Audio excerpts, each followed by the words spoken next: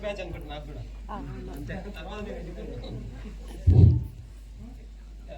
2005లో నేను ఈ స్కూల్కి గవర్నమెంట్ స్కూల్కి రావడం జరిగింది. అదే స్కూల్లో నేను చదువుకున్నాను. ఏ క్లాస్లో అయితే 10th క్లాస్లో నేను చదువుకున్నాను, అదే 10th క్లాస్లో నేను చదవడం జరిగింది. ఓకే, ఇక్కడ ఉన్నటువంటి నాగరాజు మేడం రియల్గా ఆ మేడం దగ్గర చేసిన సంతోషం ఇప్పటివరకు ఎక్కడ దొరకలేదు. ఇది నిజంగా చాలా. ఎందుకంటే మాకు ఇంతకు యాదవ్ సార్ చెప్పారు కదా, అంత స్వేచ్ఛ అంత చాలా. కాబట్టి మేము చాలా సాటిస్ఫాక్షన్గా ఇక్కడ చేయడం జరిగింది. ఇంకా యాదవ్ సార్ గురించి నా లైఫ్లో నేనైతే అత్యుత్తమైన ఉపాధ్యాయుని అయితే కాదు, కానీ యాదవ్ సార్ మాత్రం ఇస్ అ వండర్ఫుల్ లెజెండ్. ఇంకా చివరిలో కలిసి పనిచేసినప్పుడు యాదవ్ సార్ ఎక్కడో నాకు పరిచయం అయింది. ఏంటంటే యూనివర్సిటీలో, ఉస్మానియా యూనివర్సిటీలో నాకు పరిచయం అయింది. అప్పుడు నాకు సార్ తెలియదు. నేను వెళ్ళిన ఒక డిఎస్సి ఎగ్జామ్ కోసం నేను నా ఫ్రెండ్స్ ఉంటే అక్కడికి వెళ్ళిన.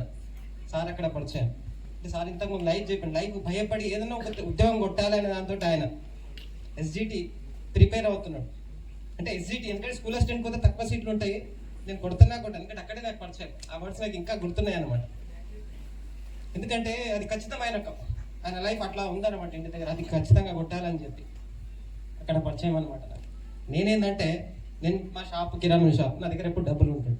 నాకు ఈ లైఫ్ గురించి ఏం లేదు, డబ్బులు మస్తు ఉంటుండే, అవన్నీ చూశాను. కాబట్టి నేను అన్న జీవితంలో నేను స్కూల్ అసిస్టెంట్ కొడతా రాకున్నా సరే ఇలా నేనున్నా. అందరు నవ్వేరు అక్కడ అనమాట.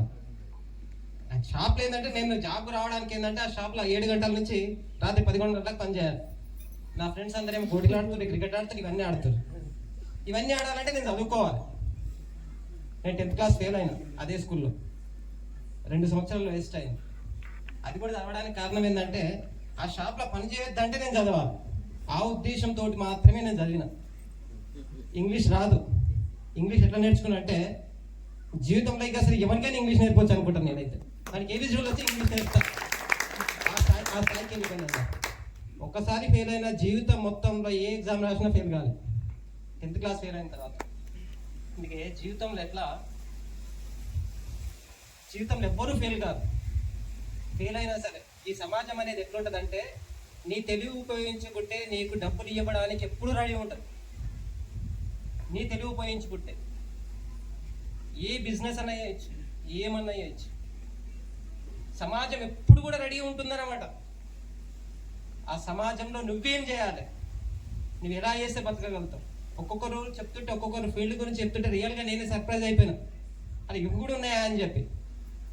కాబట్టి ఎప్పటికైనా సరే జీవితంలో ఎప్పుడైనా సరే విజయం సాధించవచ్చు అనమాట. ఎప్పుడు కూడా కాన్ఫిడెన్స్ అనేది పోకూడదు అన్నమాట. అరే ఇక్కడ ఈ స్కూల్కి వచ్చిన తర్వాత, ఈ స్కూల్లో ఫస్ట్ వచ్చినప్పుడు సార్ చెప్పినప్పుడు ఆ ఎక్స్పీరియన్స్ ఇప్పుడు కళ్ళకు గుర్తొస్తుంది అనమాట. నాకు అది పెద్దలు నేను చెప్తుంటే అనమాట, ఏంది ఇట్లా ఏంది ఇట్లా ఏంది అంటావరు అని చెప్పి, నాకు ఇంకెట్లా ఏంది అంటావరు అని చెప్పి పోయి కొట్టేది. మామూలు కొట్టేది కాదు, చాలా కొట్టేది. ప్రేరణ లొల్లి పెట్టిన వాడు ఇట్లా చూసిన వాడిని కొట్టేది అంతే. కానీ ఎందుకంటే వాడు కొడితే నా కంట్రోల్లోకి వస్తాడు నాకు తెలుసు, కాబట్టి కొట్టేది. ఈ నేను క్లాస్ చెప్తుంటే ఏంటంటే నేను సోషల్ సబ్జెక్ట్ ఎట్లుంటుందంటే లంచ్ తర్వాత వెళ్ళేది, నిద్ర వస్తుంటుంది, పోతుంటుంది. నేను సబ్జెక్ట్ అట్లా చెప్తుంటే ఇప్పటికి కూడా నేను ఈయన వరల్డ్ మ్యాప్ ఇట్లా వేస్తే మొన్న ట్రైనింగ్లో పోయినాక అంతమంది సబ్జెక్ట్ చాలా మంది టీచర్లు ఉంటారు. ఒక్క నిమిషంలో నేను వరల్డ్ మ్యాప్ మొత్తం వేసేసిన. అంటే మనకు ఆ సబ్జెక్ట్ సోషల్ అనేది నేను చదువుకున్నప్పుడు కూడా మా సార్ చెప్తుంటే నేను కూడా నిద్రపోతే ఏందిరాబాయి దానికి ఇచ్చేది.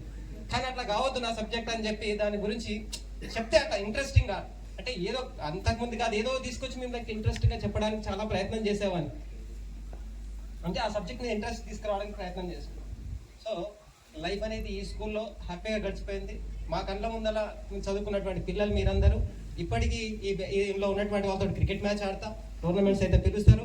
ఆ టోర్నమెంట్స్ ఓపెనింగే పోతాం. అలా నేను 48 years అయినా సరే ఇప్పటికి నేను క్రికెట్ ఆడతా అదే దీనితోటి. రఫీక్ గారు వాళ్ళు పిలుస్తారు ఖచ్చితంగా క్రికెట్ ఎంత టోర్నమెంట్ అయినా సరే. మళ్ళీ ఏం ఆర్డినరీ గేమ్ అవుట్ కానీ మళ్ళీ ఏం ఈజీగా ఇట్లా ఏం కాదు, ఖచ్చితంగా ఆడతా. అవతల కాంపిటీషన్ అనేది ఇస్తా, పిల్లలతో కూడా కాంపిటీషన్ ఇస్తా. ఇప్పటికీ అంటారు, ఇప్పుడు కొంతమంది ఊర్లో నా క్లాస్మేట్స్ అంటారు, అదే భయ్ అమ్మ మాతో ఆడినావు, మా పిల్లలతో కూడా ఆడుతున్నావు, అందుకే కూడా ఆడతావు అంటారు. అంటే స్పోర్ట్స్ అనేది ఇష్టం అన్నమాట. ఈవినింగ్ ఇప్పటికైనా సరే 6:30 అయిందంటే నేను ఖచ్చితంగా షటిల్ గ్రౌండ్లో ఉంటా, అది ఖచ్చితం. ఎందుకంటే మన లైఫ్లో మన జీవితం ఎలా ఉండాలంటే మనకు కరెక్ట్గా తెలిసేది స్పోర్ట్స్లో అనమాట. మన యాటిట్యూడ్ అనేది అక్కడ బయటపడుతుంది. హెల్పింగ్ చేసేది కానీ, ఎవరితో ఎలా ప్రవర్తించాలి కానీ, ఎలా మాట్లాడాలి కానీ. ఎందుకంటే ఒక్కోసారి కొన్నిసార్లు అవతల ఓడిపోయాల్సి వస్తుంది. అప్పుడు ఇప్పుడు షటిల్ ఆడుతుంటే అనిపిస్తుంటుంది అనమాట. కొంతమంది ఏం చేస్తారంటే, నేను ఎప్పుడు కూడా వీక్ తోటి ఆడతాను, నా పార్ట్నర్ ఎప్పుడు కూడా వీకే ఉంటాడు. ఎందుకంటే అతను నేను కాన్ఫిడెన్స్ ఇస్తాను, నేను రాజు సార్ ఉన్నట్టే నేను గెలుస్తానే కాన్ఫిడెన్స్ ఉంటుంది అన్నమాట అలా. సో ఆ విధంగా వీక్ తోటి ఆడతా. అవతల ఏం చేస్తారంటే వీక్ వ్యక్తికే కొడుతుంటారు అనమాట. ఆయన నా దగ్గరికి అది వచ్చిందంటే అవతల పాయింట్ రావాలి, అట్లా ఆడుతుంటాను. అయినా సరే ఎన్నో మ్యాచ్లు అంటే గెలుస్తాను.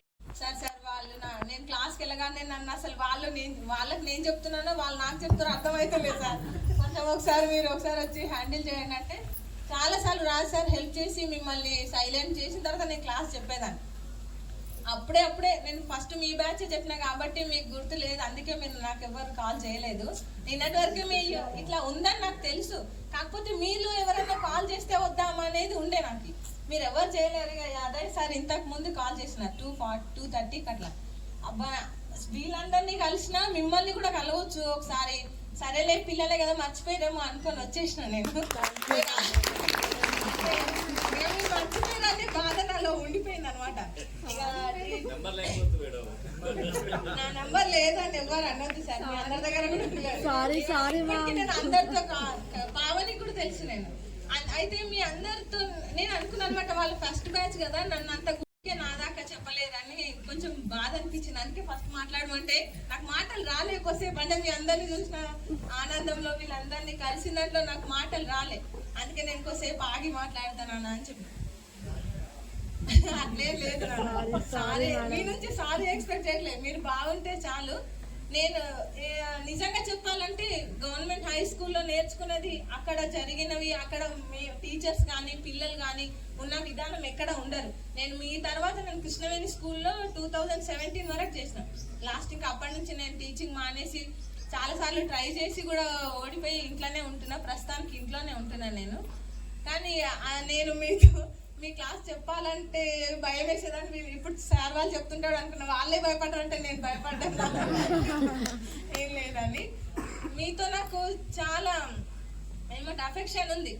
గవర్నమెంట్ స్కూల్ అంటేనే మేము ఒక కుటుంబం లాగా ఉండేది. టీచర్లు కానీ ఏ రోజు కూడా మేము కలిసిపోయిన తర్వాత ఎవ్వరు ఒక ఫ్యామిలీ లాగా ఉండేది. అలాంటి వాతావరణం ఇప్పుడు ఏ స్కూల్లో చేసినా క్లాస్ అయిపోయిందా హాయ్ బాయ్ అనే స్థాయిలో ఉన్నారు. కానీ అక్కడ పనిచేసిన టీచర్లు ఇప్పటికి కూడా అందరం ఏదైనా అందరూ కలుసుకుంటారు. చిన్న ఏ ప్రోగ్రామ్ అయినా మేమందరము అందరిని ఇన్వైట్ చేయడం, సార్ వాళ్ళు మమ్మల్ని ఇన్వైట్ చేయడం జరుగుతుంది. అదంతా మీ అందరి గొప్పతనం, సార్ వాళ్ళందరి గొప్పతనం. ఇంత మంచి ఇట్లా మాట్లాడే అవకాశం ఇచ్చినందుకు మీ అందరికీ. మరి నేను కూడా గవర్నమెంట్ స్కూల్లో చదువుకొని ఏదో అసలు ఈ స్థాయికి వచ్చిన నేను ఎప్పుడు కూడా GHM ఇట్లా అవుతానని కూడా అనుకోలేదు.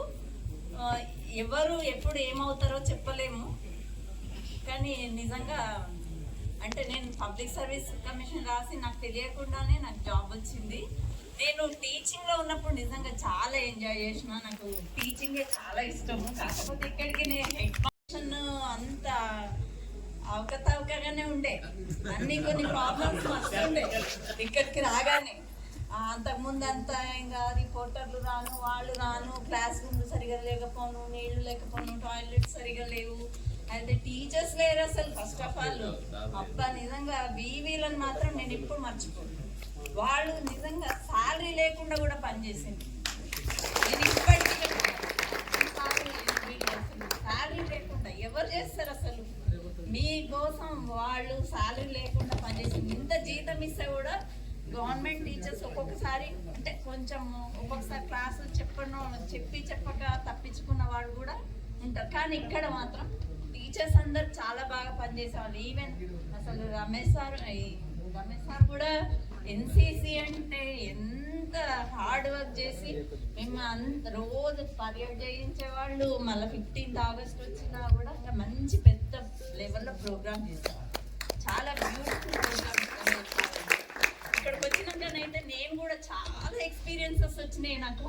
అంటే క్లాస్ రూమ్ ఎక్స్పీరియన్సెస్ కాదు, బయటివన్నీ నాకున్నాయి అవే కదా మరి. కాబట్టి నేను ఎన్నో ఎక్స్పీరియన్స్ నేర్చుకున్నా. నేను కూడా చేవేళ్ళు అసలు మర్చిపోలేను. ఇటు నుండి వికారాబాద్ వెళ్తుంటే కూడా అబ్బా నేను ఇక్కడ పోయినా కదా, ఈ మండలంతా తిరిగిన కదా, ఇది ఇక్కడ ఇట్లుంటుంది అని ఒకసారి అన్ని కళ్ళ తిరుగుతూనే ఉంటాయి. నాకు నిజంగా మీరు ఆహ్వానం పలికేసరికి నాకు చాలా సంతోషం అనిపించింది. అసలు ఎప్పుడైతే పిలిచిందో అప్పటి నుండి ఇంట్లో చెప్తూనే ఉన్నా, నేను పోతా చెప్తూనే ఉన్నా. నేను 2020 అక్టోబర్లో రిటైర్ అయిపోయినా. అయినా కూడా నన్ను గుర్తుపెట్టుకొని ఇంకా రిటైర్ అయినా కూడా మీరందరూ కూడా మీ అందరి ప్రేమ అనుకోండి, మీ ఇంత రెస్పెక్ట్ ఇచ్చి నన్ను ఇక్కడ పిలిచినందుకు చాలా ఆనందంగా ఉంది. మరి మీరందరూ కూడా నేను అనుకుంటా ఆ ఫార్మర్ ఆ వర్క్ చేయడంలో ఏం ఫీల్ కావాల్సిన అవసరం లేదు. అందరూ ఉద్యోగాలే చేస్తే మరి మనకు ఫుడ్ ఎక్కడి నుండి వస్తుంది? అసలు మనం తింటున్నాం, డబ్బులు అయితే తినం కదా.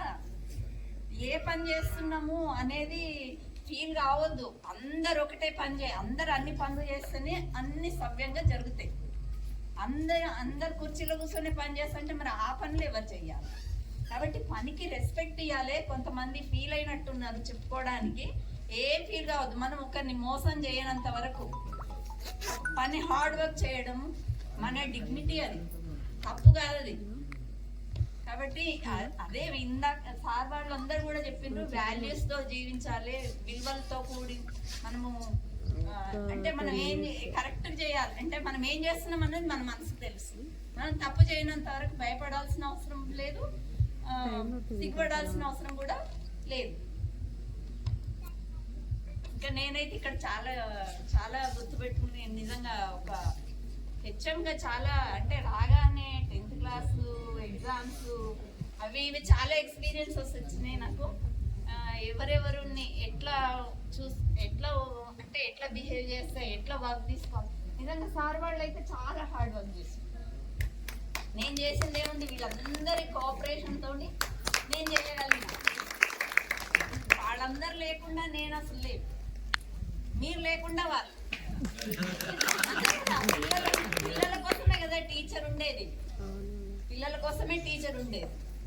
కాబట్టి మరి నాకు కూడా క్లాస్ రూమ్ ఎక్స్పీరియన్స్ అంటే నేను మొత్తం ఇబ్రహీంపట్నం వెళ్ళిపోవాలి. ఇక నాకు కూడా చాలా పెద్దగా ఉంటుండే పిల్లలు, నేను కూడా షార్ట్ కదా, అంత పెద్దగా ఉంటుండే. ఇట్లా చూడాలి పిల్లలు. అయితే వాడు ఎంత నన్ను ఉండను, అరే నువ్వేమన్నుండురా, నువ్వు నా స్టూడెంట్, నేనేడ టీచర్ అని కొట్టేదాన్ని. కొడితే వాడు చెయ్యి మొత్తం నా బలం వేసి కొడితే వాడు చెయ్యి కనీసం కింది. అక్కడ కూడా స్ట్రెంత్ ఎంత అంటే 104 ఒక్క సెక్షన్ కి. ఇంకో సెక్షన్ టీచర్ రాకపోతే 208 మందికి నేను క్లాస్ చెప్పాను. 2 సెక్షన్లు వెనకాల ఎవరేం చేస్తున్నారో కూడా తెలియదు.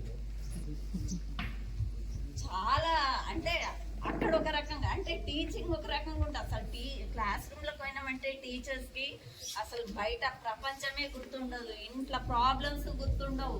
నిజంగా టీచింగ్ ఫీల్డ్ చాలా మంచి ఫీల్డ్, నాకు చాలా ఇష్టం. అసలు టీచింగ్ లో పిల్లల్లో ఉంటే అన్ని మర్చిపోవచ్చు, అసలు అంత బాగుంటుంది. పిల్లలకి మ్యాథ్స్ చెప్పినా కొద్దీ వాళ్ళు చేసినా కొద్దీ ఇంకా ఆనందంగా ఉండేది నాకు కూడా. కానీ ఇక్కడ అట్లాంటిది ఏం లేదు, 3 మ్యాథ్స్ టీచర్లు ఉండేవాళ్ళు. తర్వాత అసలు క్లాస్కి ఎప్పుడు వెళ్ళే అవకాశం చాలా తక్కువ నాకు ఇక్కడ. కానీ టీచర్స్ అందరు చాలా బాగుంటారు, పిల్లలందరూ కూడా మంచి పిల్లలు. ఇక్కడ ఉన్న వాళ్ళందరూ కూడా మరి మీరందరూ ఏమేమి అనుకున్నారో అవన్నీ కూడా మీరు సాధించి మీరు భవిష్యత్తులో మంచిగా బతకాలని భగవంతుని కోరుకుంటూ అందరూ కూడా బాగుండాలి, అందరికీ కూడా అలాంటిదే ఉండాలని కోరుకుంటూ ఇంకా ముగిస్తాను.